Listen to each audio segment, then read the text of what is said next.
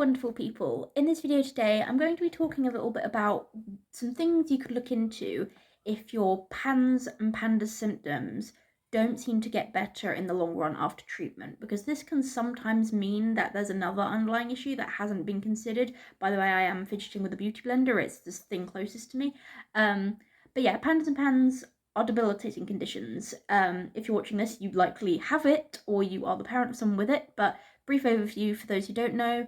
PANDAS and PANS are conditions which often involve an autoimmune attack against part of the brain called the basal ganglia, and this can lead to symptoms such as severe OCD, anxiety, depression, tics, behavioural regression / developmental regression, seizures, and many other symptoms. But symptoms are different for different people and they can change over time. That is the very brief overview I'm giving. But yeah, treatments for PANS and PANDAS usually involve things like antibiotics. Some people are on long-term antibiotics to sort of prevent another infection, to prevent flares, but also because some antibiotics have immune modulating properties and they do just reduce the symptoms of PANDAS and PANS in most cases.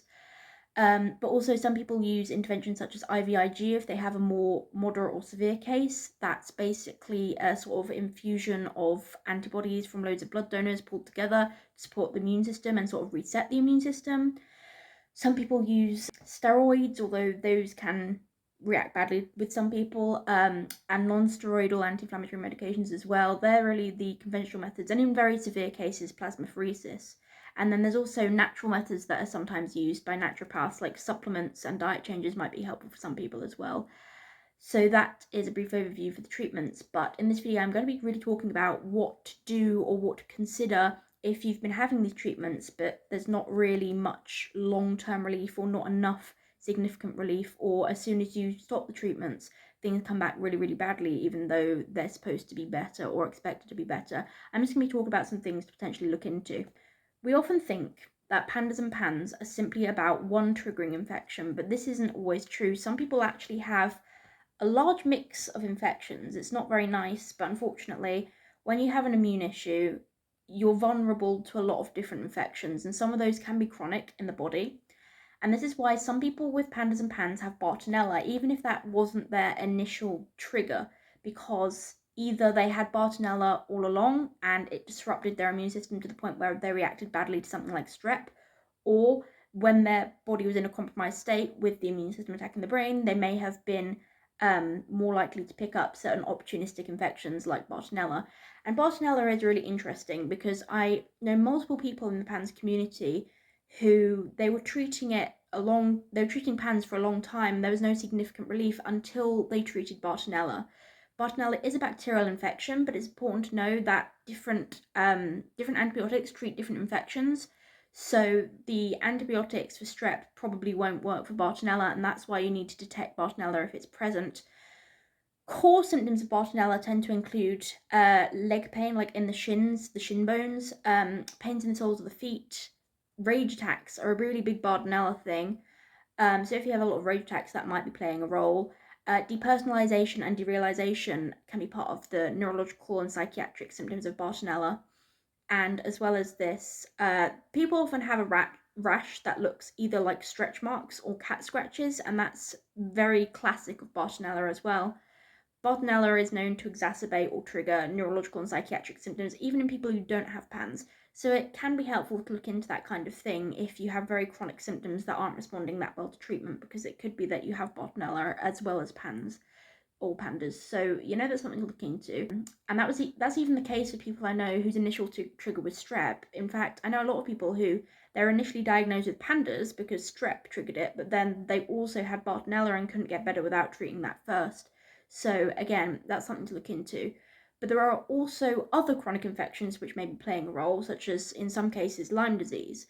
For some people this will be their initial onset trigger, but for others they might have the initial onset with something like strep, but then later down the line also find out that they have something like Lyme as well. That was kind of my case actually, because when I was 17 my symptoms exploded with a throat infection, but it wasn't until the age of 20 that I tested positive for Lyme, and I'm like, how many things do I actually have? Like, there can be multiple different infections triggering things within you, and if treatment isn't working that well for PANS, it might mean that there's a chronic infection that needs treating. because although chronic Lyme is seen as very controversial, especially within the conventional medical system, it does exist because over 700 studies have shown that Lyme and co-infections can persist despite antibiotics. Round body forms of Lyme bacteria have higher levels of antibiotic resistance. Biofilms can prevent them from responding well to antibiotics. So, there is evidence that chronic Lyme is a thing. I mean, there have even been autopsies of people who are treated with antibiotics for over a decade, and they still had alive and metabolically active Lyme bacteria in their body. So antibiotics aren't always the solution for Lyme. But there are other treatments that can help people, such as SOT, and that's why some people with PANDAS that I know have actually had improvement following SOT if they have Lyme or Bartonella, because it's addressing those underlying infections that might not respond well enough to antibiotics. But again, there are also other treatments. Herbs, interestingly, have been proven to help kill off persistiforms, and some, such as cryptolepis, have been shown to be more effective than antibiotics in Lyme disease. So that's something to look into. Symptoms of Lyme are actually very diverse. There's over 300 different symptoms, and it's referred to as the great imitator because Lyme disease can resemble so many different things, but it is common in the PANDAS community because it can contribute to immune dysregulation. So it could be leading to your body reacting to more and more things, more and more infections over time. It can also reactivate underlying things like EBV, and it can also cause neurological issues in itself, even if you don't have PANS. Neuropsychiatric Lyme is a thing, and there's quite a few people with like OCD who have recovered when treating Lyme. So even, again, if Lyme wasn't your initial trigger, it's still a possibility, especially if your symptoms are more chronic. What really got me to look into Lyme in my own experience was the fact that I developed slightly abnormal liver markers plus feelings of weakness, and I knew that, well, someone basically said to me that with the liver issues and PANS, that can be a sign of Lyme, but also I knew that Lyme can sometimes cause muscle weakness, and it was really interesting because I saw this Lyme disease awareness account, and they were saying how some people with Lyme have difficulty breathing due to weakness and difficulty holding their head up due to weakness, and I had both of those things. So now I was thinking, like, I look like a classic Lyme case, I present like a Lyme case. I also experienced post-exertional malaise, which is usually associated with myalgic encephalomyelitis, but can also be part of Lyme, because chronic Lyme looks a lot like ME. However, it responds to Lyme treatments like SOT and the herbal stuff as well. So it's a bit different, but it can highly look like that. And also because I developed POTS. POTS can be triggered by Lyme disease as well. It's said that around 50% of people with chronic Lyme actually have POTS. So again, all of these things, I was like, I need to get tested for Lyme. So I contacted the Academy of Nutritional Medicine, and I ordered Almond Labs testing through them because mainstream Lyme testing is often inaccurate. Basically, a couple of decades ago, 2 markers were removed from Lyme tests, but the problem with that is that meant that some cases, specifically of neurological Lyme, weren't being detected by the conventional tests, which is still used today. So if you have Lyme arthritis, the conventional tests are more likely to pick it up. But if you have more neurological symptoms like me or lots of people with PANS, then it might not pick it up. And that's why we end up having to use the private tests, which some people think are scams. But in my personal experience, knowing a lot of people with Lyme, I have never known somebody test positive on these tests and not respond well to Lyme treatment, myself included. So I personally believe that they are accurate, and it was the best thing I did because it actually gave me answers. And it allowed me to go on a protocol that reduced my symptoms by about 20%, which might not seem like a lot, but considering how bad they were to begin with, that's actually pretty good. So yeah, do potentially consider Lyme as a possibility because that was really important for me to do, and it really opened a lot of doors for me and gave me some answers. Interestingly, some treatments for Lyme are very similar to treatments for PANS, but again, different antibiotics target different infections. So if you're going on antibiotics for Lyme, then it needs to be like, usually it's doxycycline or ceftriaxone, but even if you don't respond well to those, that doesn't mean that you don't have Lyme, because as I said, it can have elements of antibiotic resistance and you may need other treatments. So, first off, the things to look into with chronic PAN symptoms is the possibility of chronic infections like Bartonella, Lyme, even Babesia is a possibility as well. But those are not the only things to look into. So moving on. Another potential factor to consider is mold exposure, because for some people with PANS, we're very, very sensitive, and even mold can set off our immune systems really badly and trigger a negative reaction. And this is why you see a lot of people with PANS and their families checking for mold and sometimes doing mold detoxes and stuff, because mold, we are very sensitive to it. Our immune system is so sensitive that even just exposure to it can trigger symptoms. So if you were to have mold in your environment somewhere, first off, you probably wouldn't even notice because it's usually behind things, like behind appliances, or it could be like even in a cupboard. So, they're in very strange places, but even if they're hidden away, they can still be affecting you because they release mycotoxins, and if you breathe them in, that can cause problems and trigger immune activation, which can worsen PANS, and also some other issues like Lyme if you have Lyme as well. So that's important to look into, because no matter how many antibiotics you take, that's not going to address mold issues, because mold isn't a bacteria. And even with IVIG, spending loads and loads on IVIG without addressing the possibility of mold issues is just a waste of time, because you will need to address the mold issues for the best result. So do consider that as a possibility as well.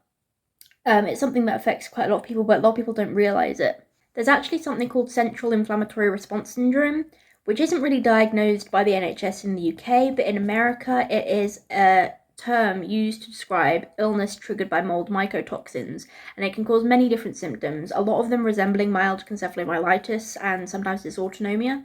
So if you have those types of issues, it might be worth looking into as well. Another thing to look into if you're not responding well to the PANS treatments long term, it might be that you have cerebral folate deficiency, because there was very recently a study that came out showing that for some people with PANS who aren't responding well to treatment, it's actually because they have a cerebral folate deficiency, and that can be treated with a specific medication. But it's important to note that a cerebral folate deficiency is not the same as an MTHFR mutation. Cerebral folate deficiency is where you have a normal level of folate throughout the body except for in the brain and nervous system, and this is often thought to be autoimmune.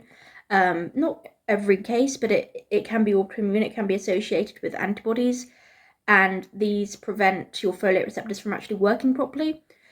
So you can have it without an MTHFR mutation, but the MTHFR mutation, basically what that causes is your body isn't able to process or use folate properly, but the levels in your brain are technically normal. So they are different things, even though they both involve folate. But if you do think you have cerebral folate deficiency, the symptoms of that are usually developmental delay, seizures, and even tics. And the study about PANS found that severe tics were more associated with cerebral folate deficiency. If you want to get tested for that, I would recommend seeing an inherited metabolic disease specialist. That's what one of my friends recommended to me. I do want to see inherited metabolic diseases specialist at some point, possibly, because, I don't know, cerebral folate deficiency might be a possibility, I'm not sure. But I also have other issues which could potentially be metabolic, so yeah. But that's worth looking into. But as well as that, it's also possible that you have another co-occurring condition as well as PANS that you haven't realised. For example, pyrrole disorder. Again, this is seen as a controversial condition, but so is PANS by a lot of doctors, unfortunately.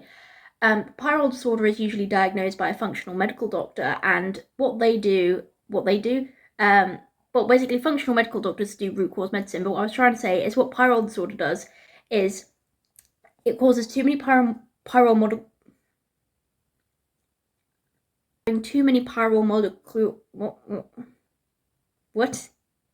What pyrrole disorder does is it leads to you having too many pyrrole molecules in the body, and these bind to zinc and vitamin B6, leading to severe deficiencies. And this can prevent your body from being able to create certain neurotransmitters, because you need nutrients. They're like the building blocks of neurotransmitters and everything else in the body. So that's why pyrrole disorder is associated with mood swings, severe anxiety, depression, and those kinds of things. So if you have psychiatric symptoms that aren't getting better enough with PANS treatment, you should look into pyrrole disorder, because it's thought that around 70 to 80% of people with Lyme disease have pyrrole disorder, and around half of autistic people do. And although, as far as I'm aware, there aren't specific statistics for those with PANS, PANS can bear some similarity to those things. So again, it could be worth looking into with a functional medical doctor. And a functional doctor can also look into certain other things. They can do organic acids testing, which can assess for candida overgrowth, which is like a fungal infection that can trigger symptoms too. And of course, that can be made worse by antibiotics. It doesn't get better with antibiotics, it's a fungus. Long-term antibiotic use can cause candida overgrowth, which unfortunately in itself can trigger symptoms. The organic acids test can also assess mitochondrial function, because interestingly, mitochondrial dysfunction is associated with neurological and psychiatric symptoms as well. And it can test many things. It can test how well your body is able to metabolize certain neurotransmitters. Surprisingly, my neurotransmitter metabolism was normal. So yeah, I think that means that even though my body can metabolize them properly, it's more so just inflammation preventing them from working properly or something. But yeah, that's a very interesting test to have, and a functional medical doctor can do that. They're also able, some of them anyway, some of them are open to assessing for food sensitivities, because for some people, food sensitivities can actually worsen certain symptoms because your immune system can react to certain foods. Immunoglobulin G sensitivities are the ones most associated with triggering neurological and psychiatric symptoms. This has been researched in regards to schizophrenia and depression, but I have seen it in people with PANS as well, myself included, also associated with Tourette's. So, that could be worth looking into. One of the most helpful things for me was actually eliminating dairy, because that was the only thing that got me off antipsychotics and got me to stay in a mainstream school. And even years later, when I tried to add in dairy again, I had a horrific tic tac where I had to be restrained. And although some people, some functional medical doctors even, are against food sensitivity elimination, for me it really was the best thing, because I wasn't harmed by eliminating dairy, and it actually just helped me. So, it worked well for me, and it does work well for others as well. Food dye sensitivity elimination is food dye elimination due to food dye sensitivity is so vital as well. This is something that affects a lot of people with PANS. In the PANS community, adults with PANS will often say like, oh yeah, I react really badly to these dyes. And again, one of the most important things for me was eliminating food dyes, including a natural one called annatto, because that was one that can raise histamine a lot, and can cause problems. Rage attacks were the biggest thing triggered by food dyes. My rage attacks would have not reduced if I hadn't cut out food dyes like that. So it's important, because the thing is, food dyes don't really do much. They don't have any nutritional value. They just make food look nice. But what's the point in food looking nice if it triggers severe symptoms? And also, if you can just do the same thing with natural stuff anyway, there are natural dyes that don't trigger reactions in people, like curcumin or spirulina. So you don't even need food dyes, that's the thing. So some people do assume that it's restrictive, but you can easily replace those things and make stuff yourself if that's accessible to you, if you're able to do so. And in the UK, thankfully, it's not too much of a worry, because we have less food dyes in the UK than America. They have banned a lot of them, which is good because they can be harmful. And we legally have to have a warning on a lot of foods containing dyes, stating that it can affect attention and activity in children, which I agree with because it affects me in that way. So the warnings are good. It might make parents realise that this could be playing a role. But yeah, studies have shown that food dye consumption can worsen hyperactivity in some people, can worsen concentration, and it can trigger overreactivity in the brain. There was a study by Amen Clinics that found that a teenager who reacted badly to red dye 40, who became aggressive when he consumed it, it was because it was triggering overreactivity in the brain. They could see that on a SPECT brain scan. So that's definitely worth looking into as well. Another thing, I was talking about co-occurring conditions. It is possible that a person is just neurologically different as well, and that is just the way they are, but I wouldn't settle for that if it's severe symptoms. Like a mild baseline might be normal for them, but if it's severe symptoms, it's more likely that the PANS needs different interventions, or there's something else going on as well. Like Lyme disease or cerebral folate deficiency, pyrrole disorder. There's different things to look into depending on the symptoms specifically, but do look into that kind of thing. But even with a psychiatric diagnosis, biomedical factors can play a role, so don't stop looking at the biomedical factors as a possibility. Some people with PANS are very, very sensitive to medications. For example, I know a lot of people that react badly to acid reflux medications, specifically omeprazole, I think it's called. Some people react badly to antihistamines, myself included, although I've got to try an antihistamine soon for a specific issue, so wish me luck. I hope I won't respond badly to that one, but we'll see. And as well as that, there are other medications as well. I actually forgot the names of certain ones, but some people just react badly to certain medications that you wouldn't even think that you'd badly react to, but we're very sensitive people. People with PANS, our immune systems are so sensitive that even medications can trigger symptoms for us sometimes. So if your symptoms got dramatically worse with a certain medication, like, do talk to your doctor about that, because there may be a different medication you can go on to see if that actually makes things better. To add to this, histamine issues are actually pretty common in people with PANS. Mast cell activation syndrome can co-occur, and this is just because it involves the immune system as well. But when people with mast cell activation syndrome have an attack of a big histamine release, it can affect the brain and trigger off PANS symptoms. So that's a possibility as well. If like antibiotics aren't helping, it could be a histamine issue, because actually allergies can worsen PANS symptoms. A lot of people find that pollen makes them worse, myself included. So that's something to look into as well, whether there's actually any histamine issue present. And this is difficult because although antihistamines can be really helpful for some people with PANS, they can make some of us worse, as I said briefly before. So it can be difficult to manage. However, some people find success with mast cell stabilizing medication, as well as natural methods like avoiding triggers and certain supplements. But, that's something to potentially look into if you think there's more going on rather than just the infection, and if antibiotics aren't really helping, histamine issues may be playing a role. So do consider that.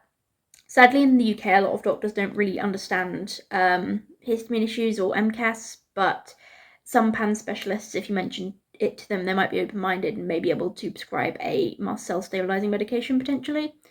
There's also the possibility that some symptoms might be from damage related to PANS. I would say this is pretty unlikely because a lot of people do get better, but I do know some people who went untreated for a really, really, really, really, really long time and then were diagnosed with a brain injury from the attack on their brain for so long.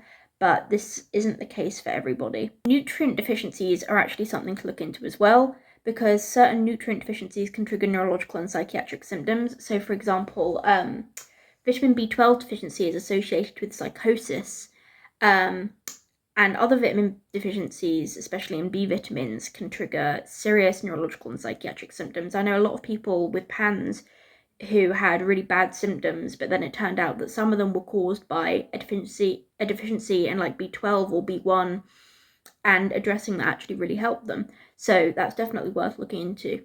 It's also important to note that PANS is very much an umbrella term, and obviously the infection plays a role for a lot of people, but according to Aspire, metabolic issues can also play a role, so that can be worth looking into. And things like nutrient deficiencies might make PANS worse because they harm the function of the immune system. And sadly, having PANS can actually increase the risk of certain deficiencies. For example, vitamin D deficiency is highly associated with PANDAS and PANS, but unfortunately, vitamin D deficiency can lead to depressive symptoms, and that's quite well known. And interestingly, the inflammation in PANS, Stanford found, can actually lead to iron storage issues, so iron deficiency, and that can make somebody feel very, very weak and tired, and yeah, that's not great either. So do look into nutrient deficiencies as well. I hope that something in this video is helpful, but please know that there is hope. I had really severe OCD as a kid. For years, I couldn't dress myself. I couldn't walk upstairs in my own home. I had no free time. I didn't have my normal personality, but I did get better in those aspects. I have my normal personality now, and I no longer am disabled by OCD. I'm disabled by other things, but not OCD. So, things can get better. Even if you're not responding that well to PANS treatment, it doesn't mean there's no hope. It might just mean that you need to look into things like chronic infections, like Lyme and Bartonella, or you need to consider food sensitivities, histamine issues, nutrient issues. There are a lot of other things that might be playing a role, or co-occurring conditions and things. And although it can be a long journey to get there and find out what's at the root, to find out what's going on, and you may need the help of various different specialists like neurologists, metabolic disease specialists, functional medicine doctors, you can get there and you can get answers eventually. So there is hope. Bye!